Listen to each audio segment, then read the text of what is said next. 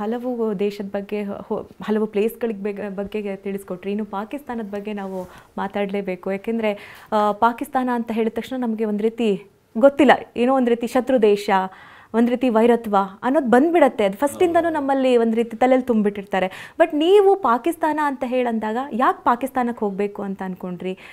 ಪಾಕಿಸ್ತಾನದಲ್ಲಿ ವೀಸಾ ಹೇಗೆ ತೊಗೊಂಡ್ರಿ ಪಾಕಿಸ್ತಾನಕ್ಕೆ ಹೋಗೋಕ್ಕೆ?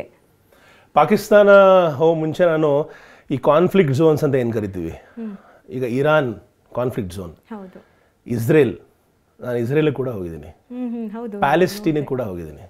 ವಾರಲ್ಲಿ ಯುದ್ಧ ನಡೆಯೋ ಸಂದರ್ಭದಲ್ಲಿ ಬಾಂಬಿಂಗ್ ಆಗೋ ಟೈಮಲ್ಲಿ ನಾನು ಇಸ್ರೇಲಲ್ಲಿದ್ದೆ, ಪ್ಯಾಲೆಸ್ಟೈನಲ್ಲಿದ್ದೆ. ಈಗ ಯೋಚನೆ ಮಾಡಿ, ಇರಾನ್ಗೆ ಇಸ್ರೇಲ್ ಕಂಡ್ರೆ ಆಗಲ್ಲ, ಇಸ್ರೇಲ್ಗೆ ಇರಾನ್ ಕಂಡ್ರೆ ಆಗಲ್ಲ, ಪ್ಯಾಲೆಸ್ಟೈನ್ಗೆ ಇಸ್ರೇಲ್ ಕಂಡ್ರೆ ಆಗಲ್ಲ, ಇಸ್ರೇಲ್ಗೆ ಪ್ಯಾಲೆಸ್ಟೈನ್ ಕಂಡ್ರೆ ಆಗಲ್ಲ. ಈ 3 ದೇಶಕ್ಕೂ ಹೋಗಿರೋ ನಾನು 3 ದೇಶದಲ್ಲೂ ಉಳಿದಿದ್ದೀನಿ, 3 ದೇಶದಲ್ಲೂ ಜನಗಳ ಮನೇಲಿದ್ದೀನಿ. ನೀವು ನಂಬಲ್ಲ, ಯಾವ ದೇಶದಲ್ಲೂ ನಾನು ಹೋಟ್ಲಲ್ಲಿ ಉಳಿದಿಲ್ಲ, ಮನೆಗಳಲ್ಲಿ. ಹೌದು, ಇರಾನಲ್ಲಿ 70 ದಿವಸದಲ್ಲಿ ನಾನು ಯಾವ ಹೋಟೆಲ್ ಕೂಡ ಬುಕ್ ಮಾಡಿಲ್ಲ. ಯುದ್ಧದ ಟೈಮಲ್ಲಿ ಅಂತ ಅಂದಾಗ ಎಕ್ಸ್ಪೀರಿಯನ್ಸ್ ಹೇಗೆ ಅನಿಸ್ತಾ ಇತ್ತು? ಎಲ್ಲಿಂದ ಬಾಂಬ್ ಬೀಳುತ್ತೋ, ಎಲ್ಲಿ ಏನಾಗುತ್ತೋ, ನಿದ್ದೆ ಸರಿಯಾಗಿ ಬರುತ್ತಾ? ಅಂದ್ರೆ ಮನುಷ್ಯನಿಗೆ ತುಂಬಾ ಸ್ಟ್ರೆಸ್ ಆದಾಗ ತುಂಬಾ ಚೆನ್ನಾಗಿ ನಿದ್ದೆ ಬರುತ್ತಂತೆ. ಅಲ್ಲ, ಭಯದ ನಡುವೆ ಹೇಗೆ ಅಂತ ನನಗೇನೋ ಆ ಥರ ಅನಿಸ್ಲಿಲ್ಲ. ಯಾಕಂದರೆ ಪ್ರಾಬಬ್ಲಿ ನನ್ನ ಮೈಂಡೇ ಅಥವಾ ನನ್ನ ಬಾಡಿನೇ ಆ ಥರ ಸೆಟ್ ಆಗಿದೆಯೋ. ಆ ಒಂದು ಎಕ್ಸ್ಟ್ರೀಮ್ ಅಡ್ವೆಂಚರ್ಸ್ಗೆ ಸದಾ ನನಗೆ ಹಾತೊರಿತಾ ಇರ್ತೀನಿ, ಆ ಥರ ವಿಷಯಗಳಿಗೆ, ಹೊಸ ವಿಷಯ ತಿಳ್ಕೊಬೇಕು ಅಂತ. ಈ ಥರ ಸಂದರ್ಭದಲ್ಲಿ ಮನುಷ್ಯ ಹೆಂಗಿರ್ತಾನೆ, ಅವ್ರ ಫ್ಯಾಮಿಲೀಸ್ ಹೆಂಗಿರುತ್ತೆ. ಈ ಇಸ್ರೇಲಲ್ಲಿ ಪ್ರತಿಯೊಬ್ಬರು ಮನೇಲೂ ಗನ್ ಇಟ್ಕೊಂಡು ಕೂತಿರ್ತಾರೆ, ಯಾಕಂದರೆ ಎಲ್ಲರೂ ಸೋಲ್ಜರ್ಸು.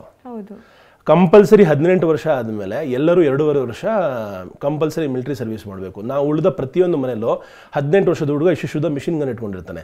ಮದುವೆಗೆ ಹೋಗಿದ್ದೆ, ಮದುವೆಯಲ್ಲಿ ಎಲ್ಲರೂ ಮಿಷಿನ್ ಗನ್ ಹಾಕೊಂಡು ಊಟ ಮಾಡ್ತಾ ಇದ್ದಾರೆ, ಡ್ರಿಂಕ್ ಆಗ್ತಾ ಇದ್ದಾರೆ.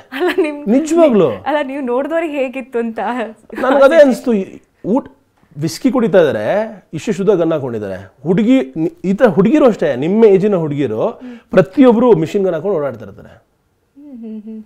ಏನಕ್ಕೆ ಅಂದರೆ ಅವರೆಲ್ಲ ಸೋಲ್ಜರ್ಸ್, ನಾಟ್ ಆನ್ ಡ್ಯೂಟಿ. ಇವಾಗ ಕೆಲವರಿಗೆ ವೀಕೆಂಡ್ ಹಾಲಿಡೇ ಅಂತ ಕೊಡ್ತಾರೆ, ಆ ಹಾಲಿಡೇಲಿ ಮನೆಗೆ ಹೋದಾಗ್ಲೂ ಅವ್ರು ಗನ್ ತೊಗೊಂಡು ಹೋಗಬೇಕು. ಅಂದರೆ ಯಾವ ಟೈಮಲ್ಲಿ ಏನು ಬೇಕಾದರೂ ಸಿಚುವೇಶನ್. ಈಗ ಯಾಕೆಂದರೆ ಅವ್ರ ದೇಶ ಬಹಳ ಚಿಕ್ಕದು, ಅವ್ರ ಜನಸಂಖ್ಯೆ ಬಹಳ ಚಿಕ್ಕದು. ಅವರನ್ನು ಪ್ರೊಟೆಕ್ಟ್ ಮಾಡ್ಕೊಳ್ಳೋದಕ್ಕೆ ಪ್ರತಿಯೊಬ್ಬರು ಸೋಲ್ಜರ್ ಅಂತ ಅವ್ರ ಲೆಕ್ಕ ತಗೊಳ್ಳೋದು. ರಿಸರ್ವ್, ನೀವು ಮನೇಲಿ ಮಲಗಿದ್ರು ಎದ್ದು ಬರಬೇಕು. ನೀವು ಯಾವ ಏಜರ್ ಆಗಿರಲಿ, ಏನಾರು ಆಗಿರಲಿ, ಅಂಟಿಲ್ ಅನ್ಲೆಸ್ ಕೆಲವು ರೆಸ್ಟ್ರಿಕ್ಷನ್ಸ್ ಇದೆ, ಅವ್ರಿಗೆ ಮಾತ್ರ ಎಕ್ಸೆಂಪ್ಷನ್ ಇದೆ. ಅದು ಬಿಟ್ಟರೆ ನೀವು ಮಿಕ್ಕಿದವರೆಲ್ಲ ಕಂಪಲ್ಸರಿ ಮಿಲಿಟರಿ ಸರ್ವಿಸ್ ಮಾಡಲೇಬೇಕು.